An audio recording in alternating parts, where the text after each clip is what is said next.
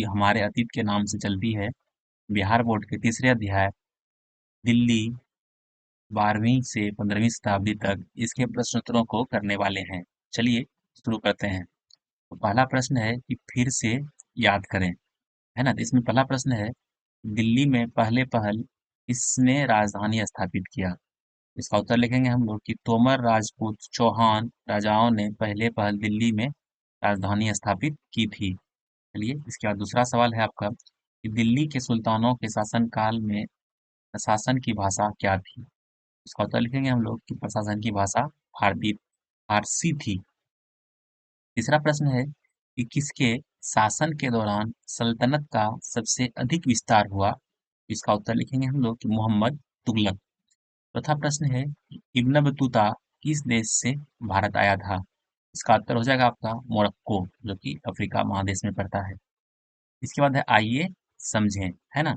इसमें 5वां नंबर सवाल देखने से पहले आप लोग अगर क्लास 7 में पढ़ रहे हैं और चैनल को सब्सक्राइब जरूर कर लीजिएगा, क्योंकि सिर्फ इसी चैनल पे आप लोग को क्लास 7 जो न्यू बुक आई हुई है बिहार बोर्ड की, उसकी सारी वीडियोस आपको उसका सॉल्यूशन इस चैनल पे मिलेगा। और अगर किसी भी बुक में दिक्कत है तो आप लोग कमेंट में जरूर करें, तो आपको सॉल्यूशन उसका दिया जाएगा। 5वां प्रश्न है कि न्याय चक्र के अनुसार सेनापतियों के लिए किसानों के हितों का ध्यान रखना क्यों जरूरी था?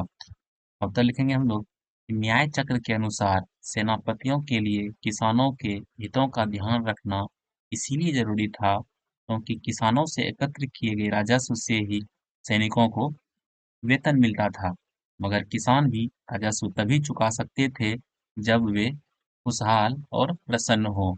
ऐसा तभी हो सकता था जब राजा न्याय और ईमानदार प्रशासन को बढ़ावा दे। चलिए छठा सवाल देखते हैं कि सल्तनत के भीतरी और बाहरी सीमा से आप क्या समझते हैं? तो भीतरी और बाहरी सीमा से अभिप्राय गैरीसन शहरों की पृष्ठभूमि में स्थित क्षेत्रों के गैरीसन शहरों की आवश्यकताओं की पूर्ति होती थी। बाहरी सीमा किसे कहते हैं? बाहरी सीमा गैरीसन शहरों की पृष्ठभूमि के सुदूरवर्ती क्षेत्रों को बाहरी सीमा कहा जाता है। आप लोग यहाँ से एक बार पॉइंट लिख लिख लीजिएगा और दूसरा पॉइंट जो बाहरी सीमा का यहाँ से लिख लीजिएगा। चलिए 7वां सवाल देखते हैं कि मुक्ति अपने अपने कर्तव्यों का पालन करे, यह सुनिश्चित करने के लिए कौन-कौन से कदम उठाए गए थे? आपके विचार में सुल्तान के आदेशों का उल्लंघन करना चाहने के पीछे उनके क्या कारण हो सकते थे? इसका उत्तर देंगे हम लोग कि मुफ्ती मुफ्ती अपने कर्तव्यों का पालन करें यह सुनिश्चित करने के लिए निम्नलिखित कदम उठाए गए थे। तो पहला पॉइंट देंगे उनकी नियुक्ति वंश परंपरा के आधार पर नहीं की जाती थी। दूसरा पॉइंट देंगे उन्हें कोई भी इक्ता यानी कि क्षेत्र थोड़े समय के लिए दिया जाता था। तीसरा पॉइंट देंगे कि मुक्ति लोगों का समय समय पर स्थानांतरण किया जाता था, मतलब ट्रांसफर किया जाता था।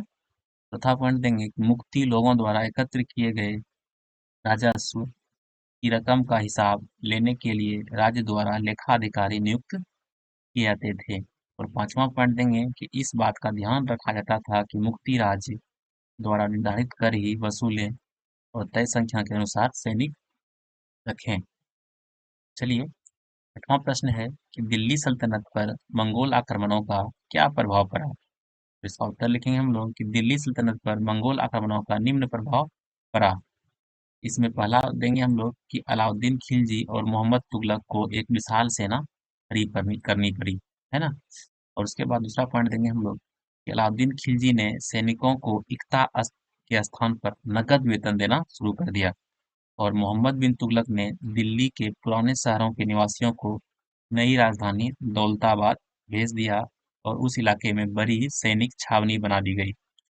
और 5वां पॉइंट देंगे कि अलाउद्दीन खिलजी ने जनता पर और अधिक कर लगाए तो मोहम्मद तुगलक ने तांबे के नए सिक्के चलवाए। यहाँ दोनों शासकों अलाउद्दीन खिलजी और तुगलक के विषय में बताया गया। चलिए इसके बाद है आइए विचार कीजिए, है ना?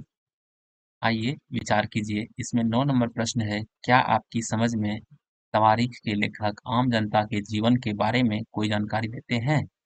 देखिए हमारी समझ में इसका उत्तर लिखेंगे कि तवारीख के लेखक आम जनता के जीवन के बारे में जानकारी नहीं देते थे, है ना? क्योंकि क्या होता था कि तवारीख के लेखक सचिव प्रशासक, कवि और दरबारियों जैसे सुशिक्षित व्यक्ति होते थे, जो घटनाओं का वर्णन तभी करते थे और शासकों का प्रशासन संबंधी सलाह देते थे। तारीख के लेखक नगरों में रहते थे और गांव में शायद ही कभी आते होंगे, तो क्या जानकारी उनको मिलेगा।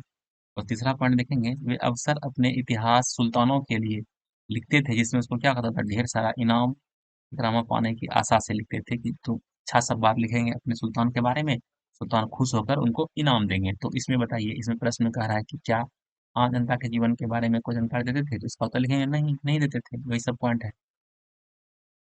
10वां प्रश्न है कि दिल्ली सल्तनत के इतिहास में रजिया सुल्तान अपने ढंग की एक ही थी। क्या आपको लगता है कि आज महिलाओं नेताओं से ज़्यादा आसानी से स्वीकार किया जाता है? तो देखिए, इसका उत्तर लिखेंगे, आज महिलाओं नेताओं को ज़्यादा आसानी से स्वीकार नहीं किया जा सकता।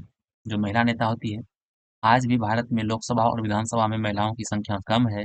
ये अलग बात है कि सल्तनत काल की अपेक्षा वर्तमान में महिला नेताओं की ज़्यादा आसानी से स्वीकार किया जाता है। तो हम लोग आसानी से महिला नेता को स्वीकार कर लेते हैं। 11 नंबर प्रश्न है कि दिल्ली के सुल्तान जंगलों को क्यों कटवा देना चाहते थे? क्या आज जंगल भी उन्हीं कारणों से काटे जा रहे हैं?